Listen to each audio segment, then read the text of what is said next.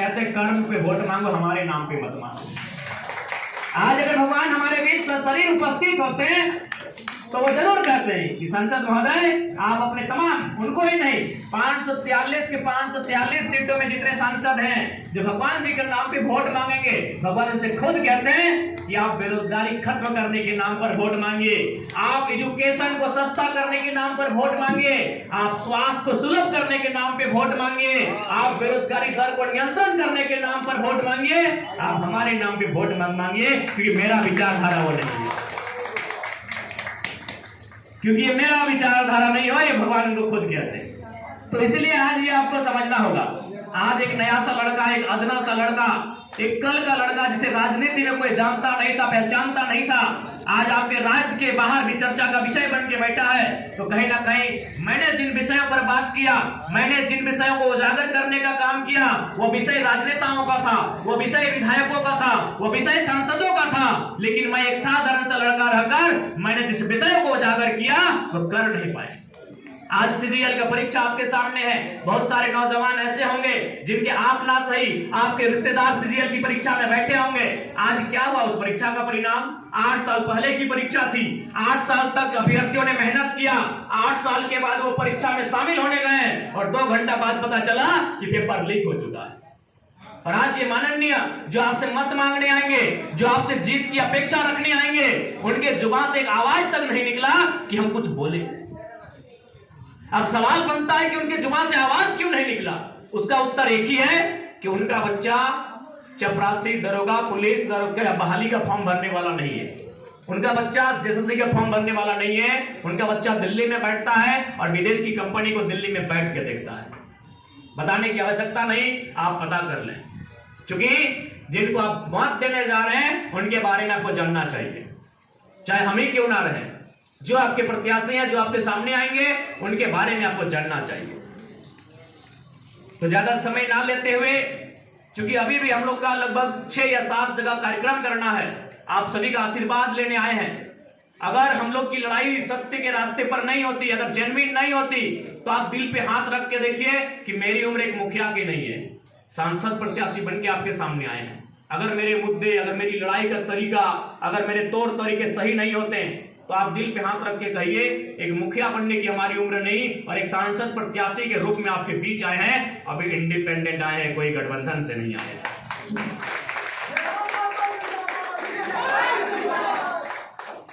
और अंत में, चूंकि युवा कहते हैं युवाओं को राजनीति में आना चाहिए, आप बिल्कुल अपना गुस्सा फेसबुक में दिखाते हैं, ट्विटर में दिखाते हैं, तमाम सोशल मीडिया के अकाउंट में अपना गुस्सा दिखाते हैं। चलिए आज आपके गुस्से को हम उड़ान देने आए हैं। जो नौजवान अपना गुस्सा फेसबुक ट्विटर में दिखाते हैं, उन नौजवानों के गुस्सों को उड़ान देने के लिए आए हैं। आप अपना गुस्सा ईवीएम में दिखाइए। गिरिडीह लोकसभा में युवा प्रत्याशी लेकर आए हैं। आप अपने गुस्से को ईवीएम में दिखाइए। आप फेसबुक में बहुत लिखते हैं युवा प्रत्याशी होना चाहिए। आज एक नया लड़का आपके बीच आया है, कोई गॉडफादर नहीं, कोई पॉलिटिकल बैकग्राउंड नहीं, कोई सपोर्टिव रोल नहीं। अपने प्रतिभा के दम पर, अपने संघर्ष के दम पर, अपने मेहनत के दम पर, अपने समर्पण के दम पर एक नौजवान आपके बीच आया है। आशा करते हैं आप झोली भर भर के आशीर्वाद देंगे, और निश्चय ही हम लोग वचन देके जाते हैं जो एक सांसद का कार्य होगा इनकी तुलना में बेहतर करेंगे। पहला काम तो चूंकि नया लीडर, नई सोच और एक नया विजन होना चाहिए, दूरगामी सोच होना चाहिए। क्योंकि मेरा मानना है कि राजनीति अगर सेवा का पद है, तो हमारा पहला कार्य जो होगा कि जो अगर हम लोग जीत जाते हैं, देखिएगा बार बार अपने भाषण में हम लोग का प्रयोग करते हैं, कभी हम नहीं कहते अगर मैं जीत जाऊंगा, क्योंकि मेरा मानना है कि सर्टिफिकेट सिर्फ मेरे नाम से होगा, जीत गिरिडीह की जनता का होगा। तो अगर हम लोग जीत जाते हैं तो पहला काम करेंगे, आज के डेट में संसद की सैलरी 2,91,000 है। 75% जनता के बीच चौपाल में जाकर चर्चा करेंगे आपको खर्चा कहां करना है। 25% रखेंगे, भाई हम लोग को पेंट कपड़ा कुर्ता खरीदना है, हम लोग को भी गाड़ी में पेट्रोल भरना है। 25% रखेंगे, 75% जनता के बीच जाएंगे और चौपाल में चर्चा करेंगे कि इसे खर्चा कहां करना है। अब वो आप पे डिपेंड करता है, आप खर्चा कहां करेंगे, पहला बदलाव करेंगे। और एक बात कहेंगे, चूंकि यूथ वर्ग, पढ़े लिखे लोग मेरी बात को सुन रहे हैं, नेता उसको चुनिए जो विकेंद्रीकरण का पक्षधर हो। केंद्रीकरण का पक्षधर हो उनको मत चुनिए। विकेंद्रीकरण का मतलब इस भीड़ में अगला नेता कोई भी बन सकता है। जैसे आज जयराम महतो नेता बनने के लिए तैयार हुआ है, आने वाले 10 सालों में, 5 सालों में, 20 सालों में इस भीड़ में से अचानक कोई बेटा बनेगा उसे विकेंद्रीकरण कहेंगे, लेकिन अगर इस भीड़ में विधायक का बेटा 20 साल बाद विधायक बनेगा उसे केंद्रीकरण कहेंगे। अभी आपको तय करना है कि आप केंद्रीकरण के पक्षधर हैं या विकेंद्रीकरण के पक्षधर हैं। और जहां तक गोमिया की समस्याओं से हम परिचय लिए, गोमिया की समस्याओं से हम अवगत हुए, उन समस्याओं का समाधान भी यही छुपा है। मैक्सिमम लोगों की समस्याएं जल को लेकर थी, लोगों की समस्याएं बिजली को लेकर थी। तो ये एक उद्योग का क्षेत्र है, ये माइंस का क्षेत्र है, और तमाम जो कंपनी एक्ट की कानूनें हैं वो स्पष्ट कहती हैं कि आप अगर किसी क्षेत्र में कोई परियोजना कंपनी स्थापित होती है तो 5 किलोमीटर 10 किलोमीटर के दायरे में जो गांव होंगे उनको बिजली, सड़क, पानी की सुविधा मुहैया कराई जानी चाहिए। लेकिन आज क्यों नहीं हो रहा है? इसलिए नहीं हो रहा है कि जिनको हम वोट देकर उन कंपनियों से हिसाब लेने के लिए भेजे हैं वो अटैची लेने पहुंच जाते हैं। जिनको हमने वोट इसलिए दिया है कि वो गलत नीतियों के खिलाफ खड़े होंगे, उनसे हमारे अधिकार का हिसाब मांगेंगे, लेकिन वो हमारे अधिकार का हिसाब नहीं मांगते हैं, वो अटैची में भरकर पैसा मांगते हैं। इसीलिए आज हमारी ये दशा है। तो आप निश्चित रहिए, आपके मन में एक सवाल ये भी आता होगा कि आप का रवैया क्या होगा। अरे भाई, हम तो अभी सांसद बने नहीं है, आप टाटा जमशेदपुर में जाके पूछिएगा। 2 दिन तक चर्चा था कि लड़का हारे या जीते, लेकिन उसने जो सवाल टाटा प्रबंधन से पूछा है काबिल हिम्मत का सवाल है। हमने टाटा प्रबंधन से एक सवाल पूछा था कि भारत सुनते हैं महात्मा गांधी का देश है, भारत किसानों का देश है, तो एक बात बताइए, आपने 1907 में जमीन लिया था, अच्छी बात है, आपने पूंजी लगाया था, आज भी आपका परिवार का आदमी टाटा का चेयरमैन है। हम जानना चाहते हैं कि जिन किसानों ने जमीन दिया था उनका रिकॉर्ड आपके पास क्या है।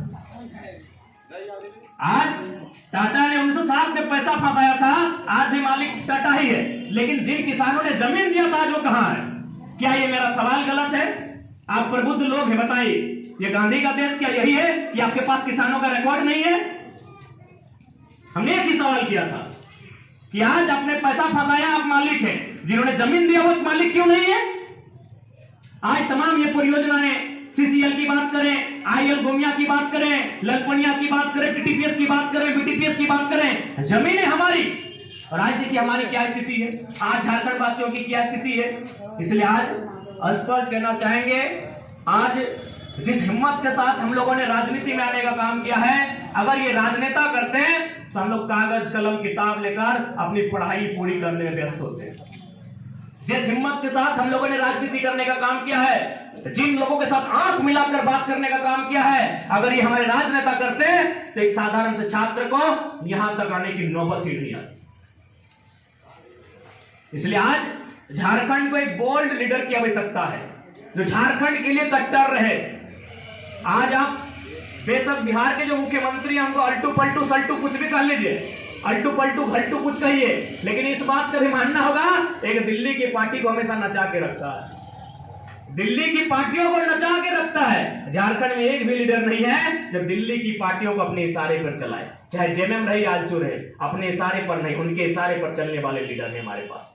ये हमारे राज्य का दुर्भाग्य है। आप दक्षिण भारत चले जाइए, उस राज्य में उस राज्य के हितार्थ को सोचने वाले लीडर हैं, लेकिन हमारे राज्य में दिल्ली के इशारे में चलने वाले लीडर हैं। ये हमारा दुर्भाग्य है। इसलिए आज इस मिट्टी को आवश्यकता है बोल्ड लीडर।